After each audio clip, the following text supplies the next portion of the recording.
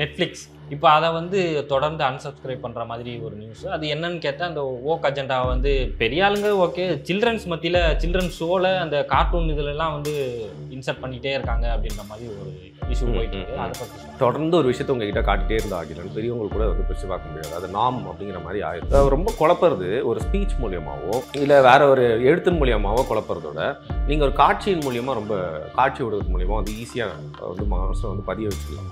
அந்த எஃபெக்டிவ் மீடியமாக வந்து நெட்ஃப்ளிக்ஸ் அப்படிங்கிற ஓடிடி பிளாட்ஃபார்ம் இன்டர்நேஷ்னல் லெவலில் ரொம்ப நாளாக பண்ணிட்டு இருக்காங்க.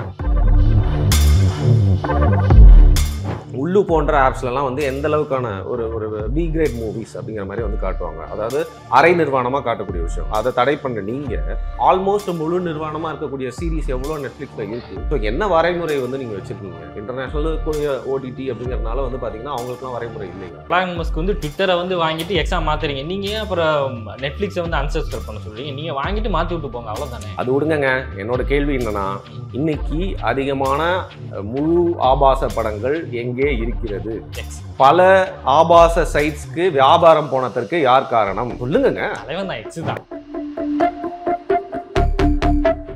எப்பவுமே நம்ம தான் கடவுள் பர்ஃபெக்ட்னு காமிச்சிட்டு வரா மாதிரி வராங்கன்னு வச்சுக்கோங்களேன். அவங்க வந்து ரொம்ப பெரிய ஆபத்தான ஆட்களாக இருப்பானுங்கல்ல, அப்படிப்பட்ட ஆளாக தான் இந்த எலான் மஸ்க் இருக்காரு. ஸோ அதனால் இவர் எந்த காரணத்துக்காக அந்த நெட்ஃப்ளிக்ஸ்க்கு எதிராக அப்படி ஒரு போர் கொடி தூக்குறாரு, அன்சப்ஸ்கிரைப் பண்ண சொல்லி வந்து ஒரு வார் ஆரம்பிக்கிறாரு அப்படின்னு சொல்லிட்டு ஏதாவது உள்நோக்கம் இருக்குமோ? மேபி நெட்ஃப்ளிக்ஸ் எனக்கு தான் கேட்டிருக்கலாம், கொடுக்கலன்னு இப்படி ஒரு விஷயம் பண்ணியிருக்காங்களே. ஆனாலும் இன்னைக்கு world's most powerful country super பவராக இருக்க யூஎஸ்ஏவோட பிரசிடென்டான ட்ரம்பே இருந்தால் லைட்டாக ஓட அவுட் ஆகும்.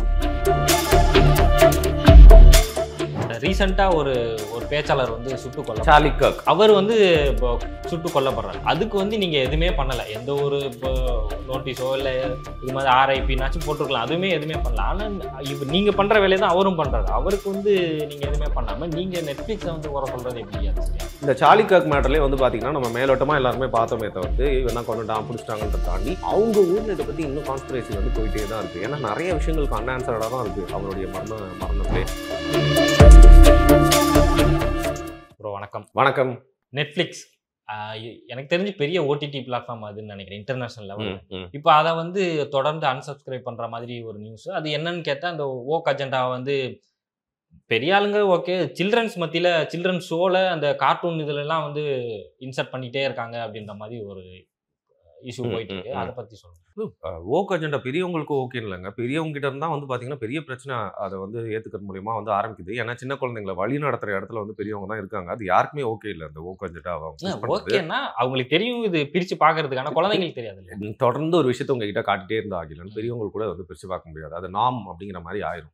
இப்போ சில ஊர்லாம் சொல்லுவாங்களே, இங்கெல்லாம் வந்து திருட்டு சாதாரணமாக நடக்கும், கொலைலாம் ஈஸியாக நடக்குங்க அப்படின்னு சொல்லிட்டு. அப்போ அந்த மனநிலை என்ன, இங்கே நார்மலாக நடக்கும்ன்ற மாதிரி அந்த ஊரோட பேர் வந்து செட் பண்ணி வச்சுட்டாங்கல்ல. அந்த மாதிரி வந்து இதெல்லாம் இப்படி தான் நார்மல் தான், அப்படி தான் இருக்கும் லைஃப். ஓகே, சீட்லாம் பண்ணுவாங்க, நம்ம ஏற்றுக்கு தான் பண்ணுவோம், நம்மளும் சீட் பண்ணலாம், ஒன்றும் பிரச்சனை இல்லை. அதாவது உடலை வந்து பார்த்தீங்கன்னா எல்லாருக்குமே வந்து காட்டலாம்.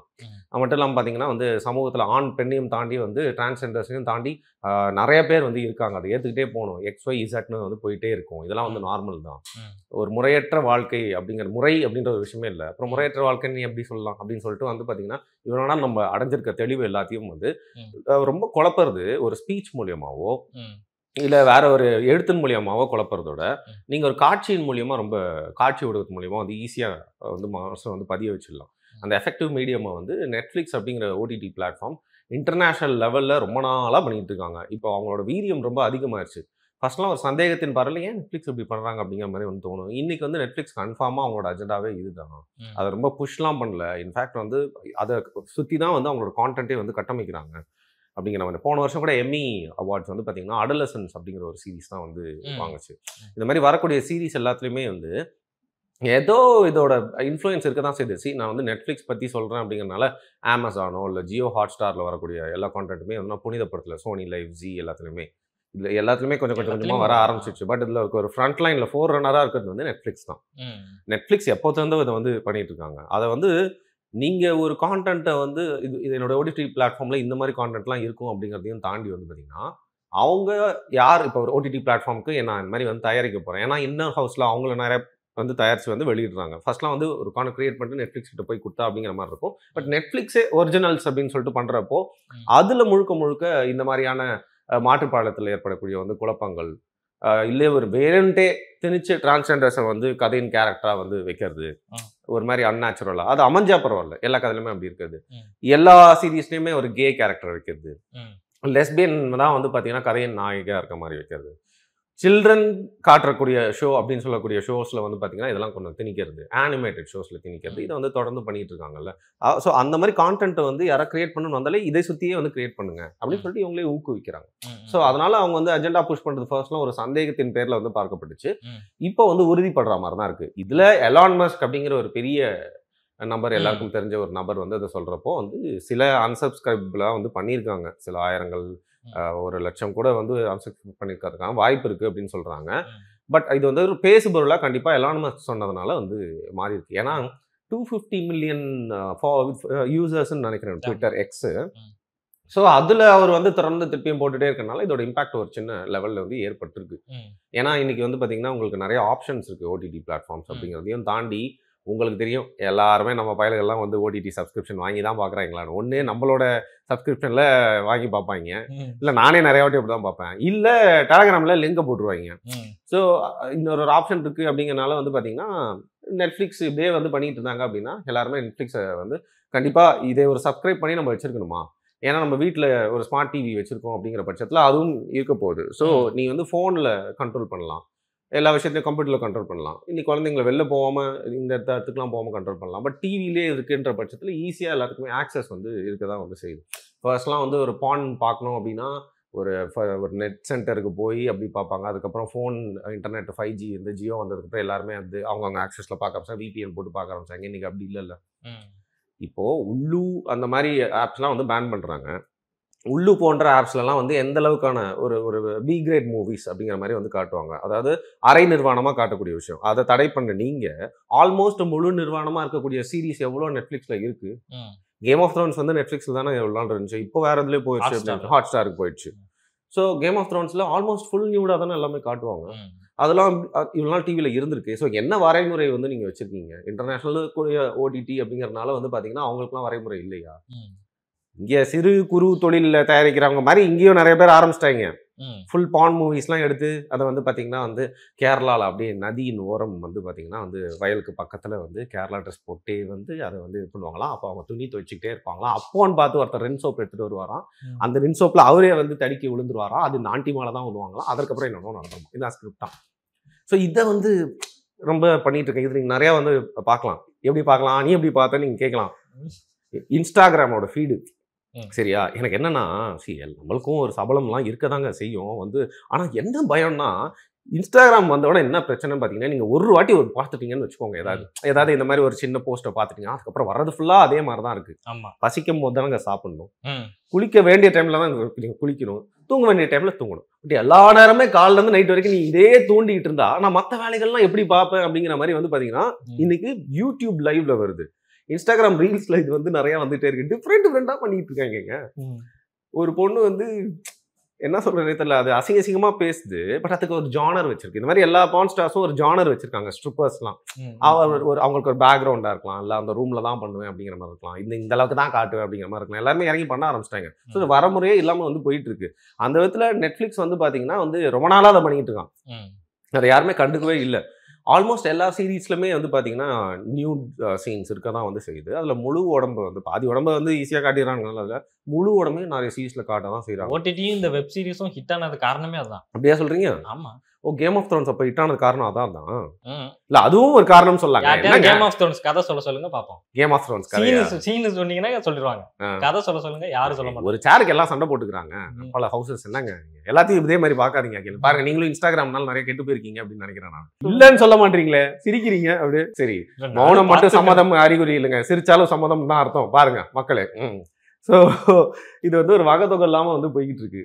அதனால நெட்ஃப்ளிக்ஸ் போன்ற ஓடிடிஸ் எல்லாம் வந்து நம்ம வீட்டுக்குள்ளேயே வந்திருக்கு, நம்மளோட மெயின் டிவியில் லிவிங் ரூமில் இருக்குது. அப்படிங்கிற பட்சத்தில் அதில் வந்து ஏன்னா பெரிய பெரிய படம், தமிழ் படமும் வாங்கிடுறாங்க. நிறைய படம் அவங்க வாங்கிடுறாங்க. அவங்களுக்கு ஒரு பட்ஜெட்டுன்னு போட்டு வச்சிடுறாங்க, அதை தாண்டி போக மாட்டாங்க. அவங்க அந்த பட்ஜெட் போட்டு வரைமுறையை வச்சிருக்கிறதுனால தான் நிறைய படங்கள் இப்போ வந்து ஐயோ ஓடிடியும் வாங்க மாட்டாங்களே அப்படிங்கிற மாதிரி ஒரு பிரச்சனை போய் சிக்கியிருக்கு. ஆனால் அதில் ஒரு பெரிய படம் 2-3 வாங்கிறாங்க. உதாரணத்துக்கு தக் லைஃப் ஓடுதோ இல்லையோங்க, கமல் படம் ஒன்று, ரஜினி படம் ஒன்றுன்னு சொல்லிட்டு அவங்க கிட்ட இருக்கு. அதை பார்க்கறதுக்காக நம்ம ஆட்கள் வந்து சப்ஸ்கிரைப் பண்ணுவாங்க. நான்லாம் நிறைய ஓடிடி எதுக்கு சப்ஸ்கிரைப் பண்ணிருக்கேன், எனக்கு ரொம்ப ஒரு பிடிச்ச மூவி தேடி பார்ப்பேன். அது கரெக்டாக யூடியூப்ல வந்து ஃப்ரீயா இருக்காது, அது வந்து இந்த ஓடிடி பிளாட்ஃபார்ம்ல இருக்கு. இருக்கிறதுலே கம்மி சப்ஸ்கிரிப்ஷன் எதுன்னு போட்டு அந்த படம் நான் திருப்பி திருப்பி பார்த்துருப்பேன். உதாரணத்துக்கு வடச்சென்னை படம் வந்து எனக்கு ரொம்ப பிடிக்கும். வடச்சென்னை படம் வந்து நான் நிறைய வாட்டி வந்து ரீவாட்ச் பண்ணியிருக்கேன். அதுக்காக நான் ஹாட்ஸ்டார் வாங்கி வச்சிருக்கேன். அதுக்கப்புறம் நான் இன்னொரு சீரிஸ், எனக்கு பிடிச்ச சீரிஸ் இருக்கு சொப்ரானோஸ்னு சொல்லிட்டு, அதை நான் ரீவாட்ச் பண்ணுறதுக்காக அதை நான் வாங்கி வச்சிருக்கேன். அது திருப்பி திருப்பி ஆனால் 2-3 கான்டென்ட் தான் பார்ப்போம். அதுக்காக அந்த ஓடிடி வந்து லாகின்ல இருக்கும். அதே மாதிரி ஏதோ ஒரு படத்துக்காக ஏதோ ஒரு சீரிஸ்க்காக நெட்ஃப்ளிக்ஸை வந்து நம்ம பண்ணி வச்சிருக்கோம். பட் அதில் எல்லாருமே வந்து ஈஸியாக ஆக்சஸ் இருக்கும் அப்படிங்கிறனால அதில் காட்டக்கூடிய கான்டென்ட்லாம் இப்படி இருக்கு. நான் சொன்னல உங்ககிட்ட சைல்டு கான்டென்ட், சில்ட்ரன்ஸ் பார்க்கக்கூடிய இது அப்படின்னு சொல்றதுலேயே டிரான்ஸ்ஜெண்டர் அஜெண்டாவை புஷ் பண்ணுறது, டிரான்ஸ்ஜெண்டராக மாறு அப்படிங்கிற மாதிரி வந்து சொல்றது, இல்லை கே லெஸ்பியன் வந்து மெயின் கேரக்டர்ஸாக வைக்கிறது, இதெல்லாம் தான் பார்த்தீங்கன்னா நம்ம எலான் மஸ்க் வந்து கடுப்பாயிட்டு இது மாதிரி ஒரு முழக்கத்தை வந்து ஆரம்பிச்சிட்டாரு. பேரநார்மல் பார்க் அப்படின்னு நினைக்கிறேன், அது ஆல்மோஸ்ட் குழந்தைங்க பார்க்குற மாதிரியான விஷயம் போல இருக்கு. அதுலேயும் கொண்டு வந்து இந்த மாதிரி திரிக்கிறாங்க. ஜுராசிக் வேர்ல்டு, ஜுராசிக்னா டைனோசர்னா எல்லா குழந்தைங்களும் பார்க்கணும் ஆவலமாக இருப்பாங்களே, அதில் வந்து பார்த்தீங்கன்னா இந்த மாதிரி ஒரு ஒன்று வச்சுருக்காங்க. இந்த மாதிரி வகை தொகையே இல்லாமல் இந்த ஓடிடி பிளாட்ஃபார்மில் இந்த ஜானரில் போனால் தான் இது மாதிரிலாம் இருக்கும், அதனால் ஈஸியாக அதை தவிர்த்துடலாம், வேணும்னா பார்க்கலான்ற மாதிரி இல்லாமல் எல்லாத்தையுமே ஸ்கேட்டர்டாக நீங்கள் வந்து இந்த அஜெண்டாவை புஷ் பண்ணுறது அப்படிங்கிறது நெட்ஃப்ளிக்ஸ் மேலே எலான் மஸ்க் தொடுத்திருக்க அந்த போருக்கான காரணம். ஆனால் எலான் மஸ்க்கை நீங்கள் அப்படி மட்டும் பார்க்கக்கூடாது. என்னோட அடுத்த கேள்வி நான் என்னன்னா, நீங்கள் எலான் மஸ்க் வந்து ட்விட்டரை வந்து வாங்கிட்டு எக்ஸாம் சேவியர்ங்கிற மாதிரி ஒரு சீனை போடுறாருல, வாங்கிட்டு நீங்க வந்து எக்ஸாம் மாத்துறீங்க, நீங்க அப்புறம் நெட்ஃபிளிக்ஸை வந்து அன்சப்ஸ்கிரைப் பண்ண சொல்றீங்க, நீங்க வாங்கிட்டு மாத்தி விட்டு போங்க, அவ்வளவுதானே. அது விடுங்க. என்னோட கேள்வி என்னன்னா, இன்னைக்கு அதிகமான முழு ஆபாச படங்கள் எங்கே இருக்கிறது? எக்ஸ். பல ஆபாச சைட்ஸ்க்கு வியாபாரம் போனதற்கு யார் காரணம் சொல்லுங்க. தலைவன் தான், எக்ஸ் தான். ஓகே, இன்னொரு கேள்வி கேட்டு XXX மாத்துவேன், பட் வேணாம், மக்கள் புரிஞ்சுப்பாங்கன்னு நினைக்கிறேன். இன்னைக்கு அதிகமா வந்து பாத்தீங்கன்னா உங்களோட தளத்துல தான் இருக்கு. நீங்கெல்லாம் வந்து சமூகத்தை பத்தி வந்து பேசுறீங்க, ஆபாசம் மட்டும் இல்லைங்க, வேர்ல்டு வைடு பேன் பண்ணது எல்லாமே அங்க இருக்கு. பல பேரோட லைஃபை வந்து ஸ்பாயில் ஆன சில லீக்டு வீடியோஸ்லாம் இன்னும் அங்கதான் வந்து இருக்கு.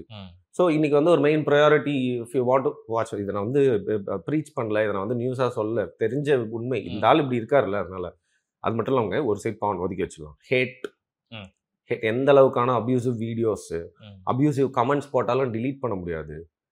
எல்லாருக்கும் ஃப்ரீடம் கொடுக்குறேன்னு சொல்லிட்டு நீங்கள் வந்து பார்த்தீங்கன்னா வகையே இல்லாமல் எல்லாத்தையுமே வந்து உங்களுடைய மோஸ்ட் டாக்ஸிக் சோஷியல் மீடியா பிளாட்ஃபார்ம்னா இன்ஸ்டாகிராமுக்கும் எக்ஸ்க்கும் போட்டி வச்சா இன்ஸ்டாகிராம்லாம் தாண்டி எக்ஸ் எங்கேயோ டாப்பில் இருக்கு.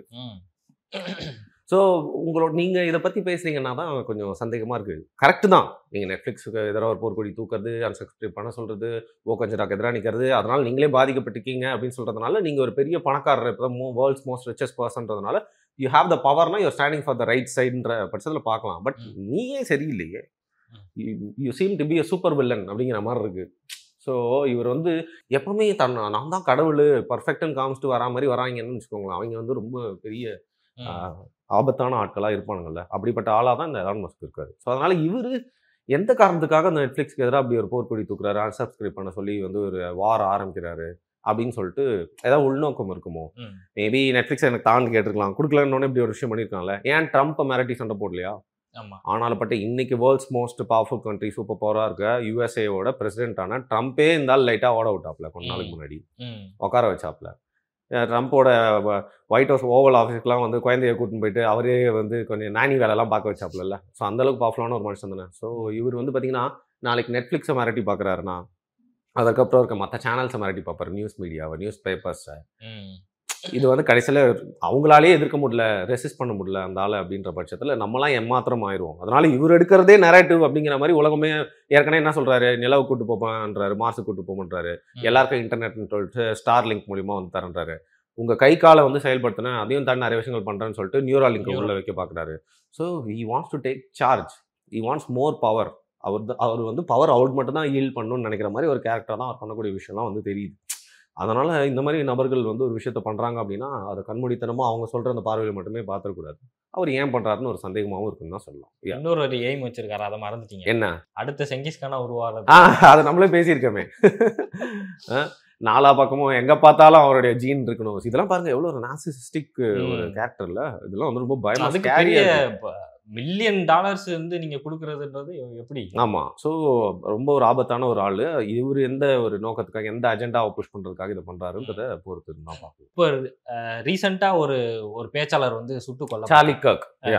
அவர் இறந்தப்போ வந்து எலான் மஸ்க் என்ன சொல்றாரோ, இவர் என்ன இன்டர்நெட்ல சொல்வாரு. அவர் வந்து மக்கள்ட்ட நேராவே டிபேட்ல ஈடுபடுவாரு. இல்லன்னா மக்கள்ட்ட சொல்லும்போது, பேச்சுல சொல்லும்போது கிறிஸ்டியானிட்டி வழியா அத வந்து சொல்வாரு. அவர் வந்து இப்போ சுட்டுக் கொல்லப்படுறாரு. அதுக்கு வந்து நீங்க எதுவுமே பண்ணல. எந்த ஒரு இப்போ நோட்டீஸோ இல்ல இது மாதிரி ஆர்ஐபினாச்சும் போட்டுருக்கலாம். அதுவுமே எதுவுமே பண்ணல. ஆனா நீங்க பண்ற வேலைய தான் அவரும் பண்றாரு. அவருக்கு வந்து நீங்க எதுவுமே பண்ணாம நீங்க Netflixஅ வந்து குறை சொல்றது எப்படி அது சரியா? இல்ல அவரோட இறப்புல எனக்கு கான்ட்ரோவர்சி வீடியோஸ்லாம் கான்ஸ்பிரசி வீடியோஸ் பார்க்க பிடிக்கும். பட் அதை எடுத்துட்டு வந்து அதை நான் நம்புறேன்னு சொல்லிட்டு ஸ்ப்ரெட் பண்றது எனக்கு பிடிக்கவே பிடிக்காது. அது ஏன்னா கான்ஸ்பிரசில நிறைய வந்து ஈஸியா உங்களை ஏமாத்தக்கூடிய விஷயங்களா இருக்கும். பட் சில கான்ஸ்பிரசில உண்மையும் இருக்கு.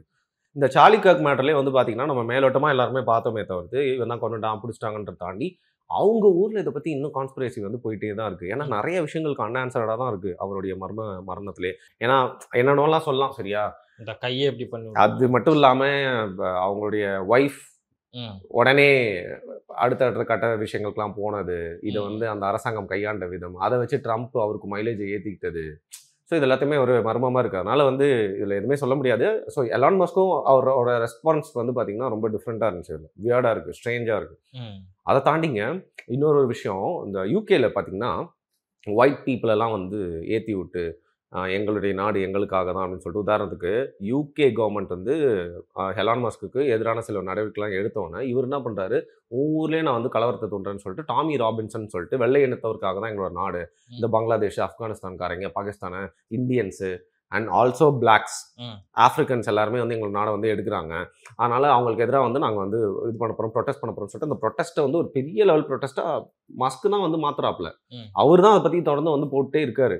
ஸோ அவர் ஒரு ஃபிலாசபியை பிலீவ் பண்ணுறாருன்றதை தாண்டி அந்த ஃபிலாசபிக்கான ஒரு பெரிய ஒரு போராட்டமோ அதை ஒரு பெரிய பிரச்சனையாக மாற்றி அந்த நாட்டில் ஒரு ஷேக் பண்ணுறாங்கன்னு சொல்கிறாங்களா, அந்த மாதிரி விஷயத்த பண்ணுறது வந்து அவர் தன்னோட நோக்கத்துக்காக தான் ஆரம்பிக்கிறார். அது தன்னோட ஈகோ, தன்னோட பிரச்சனையிலேருந்து ஆரம்பிச்சு அவர் வந்து பார்த்தீங்கன்னா இன்னைக்கு வந்து இப்போ அயர்லாண்ட்லலாம் ஒரு பெரிய ப்ரொட்டஸ்ட், நம்ம தமிழ் ஆளுங்கெல்லாம் போட்டு அடிக்கிறாங்க தெரியுமா? தெரியும். ஆஸ்திரேலியாலாம் நம்ம தமிழ் ஆளுங்க போட்டு அடிக்கிறாங்க.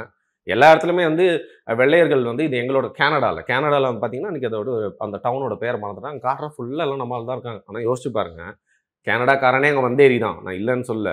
ஆனால் அவங்க ரொம்ப நாளாக வந்தேரி தான். அதான் இப்போ எலான் மஸ்கே சவுத் ஆஃப்ரிக்கான்னு வரும். பட் இந்த வெள்ளை இனத்தவருக்கு என்னன்னா, நம்ம தான் இங்கே ஃபர்ஸ்ட்டு வந்தோம். பார்த்தா எங்கே பார்த்தாலும் என்னடா பர்மிங்ஹாமில் பார்த்தா ஃபுல்லாக இந்தியன்ஸு பாகிஸ்தானிஸாக இருக்கிறாங்க அப்படின்ற ஒரு வெறுப்பு வரதான் வந்து செய்யும். இப்போது ரிஷி சுனக் அவங்களோட என்னதான் அவர் வந்து அவங்களோட சிட்டிசன் சொன்னால் கூட நீங்கள் ஒரு வெள்ளை இனத்தவரோட மனசுலேருந்து யோசிச்சு பாருங்க, நீங்கள் எப்படி இருந்திருக்கும், நீலாம் என்னோட பிரைம் மினிஸ்டர்டா அப்படின்னு பார்த்துருப்பாங்க அவங்க. நம்மளுக்கு யாராவது ஒருத்தர் வந்து ஆப்பிரிக்கா கருப்பினத்தவர் வந்து இங்கேயே பிறந்து வளர்ந்துட்டாருன்றக்காக அவர் ஒரு பிரைம் மினிஸ்டர், சோனியா காந்தி வந்து ஆக முடியாமல் போகிறதுக்காக தானே வந்து காரணம். ஸோ அதனால் நம்ம ஊர் ஆட்கள் வந்து இன்றைக்கி என்ன தான் நாங்கள் அங்கே போய் நல்லா ஒஸ்தியாக வாழ்கிறோம், நல்லா சம்பாதிக்கணும்னு சொன்னாலும் எந்த நேரத்துலையுமே வந்து ஒரு டிக்கிங் டைம் பாம் மேலே தான் அவங்க வந்து வாழ்ந்துட்டு இருக்காங்க. அந்த மாதிரியான ஒரு ப்ரொட்டஸ்ட் வருது அப்படின்னா அதில் அவனோட ஊரோட நியாயங்கள் நிறைய இருக்குது. இங்கிலாந்துக்காரன் அதை வருத்தப்படுறான், கோப்படுறான்னு எனக்கு புரிஞ்சுக்க முடியுது. அவனோட ஜாப்ஸ் போகுதுன்றதுக்கு ரீசன் வேறு. பட் அவன் ஊரை நம்ம ஆளுங்கெல்லாம் போயிட்டு அங்கே போயிட்டு தேம்ஸ் நதியில் வந்து சிலையை கரைக்கிறாங்க, அவங்களுக்கு கடுப்பாங்களா மாட்டாங்களா? ஸோ இந்த மாதிரி விஷயம்லாம் நிறையா நடந்துட்டு இருக்கு. இதையும் யூஸ் பண்ணிக்கிறாரு இவர். ஸோ அதனால் சார்லி கர்க் மரணத்துலேயும் இவர் வந்து ரெஸ்பாண்ட் பண்ண விதம்லாம் வந்து பார்த்தீங்கன்னா பேக்ரவுண்டில் வந்து இவருக்கு இன்னும் நிறைய விஷயங்கள் தெரியும் அப்படிங்கிற மாதிரி தான் இருக்குது. So basically is a very strange person. இவர் இதை வர வந்து இதெல்லாம் சொல்றாருங்கிறதுனால நம்ப முடியாது அப்படின்னு சொல்ல வரீங்க. ஆமாம் கரெக்ட். ஆனால் நெட்ஃப்ளிக்ஸ் வந்து பார்த்தீங்கன்னா ஒரு கலவாணி பையன் தான் இந்த விஷயத்த வந்து ஓகஜெண்டா உள்ள வந்து திணிக்கிறார். இது ரொம்ப நாளாக வந்து நடந்துட்டு தான் இருக்குது. இப்போ ரொம்ப சலிக்கிற லெவலுக்கு போயிடுச்சு. ஆல்மோஸ்ட் எல்லா சீரீஸ்லையும் எல்லா கான்டென்ட்லையும் அது மாதிரி குழந்தைங்களோட கார்ட்டூன்ல போட்டது தான் இப்போ பெரிய அங்கே வந்தாங்க பார்த்தீங்களா, அங்கதான் பெரிய விஷயம். தொடர்ந்து பேசுவோம் இது குறித்து. உங்க நேரத்துக்கு பதில்.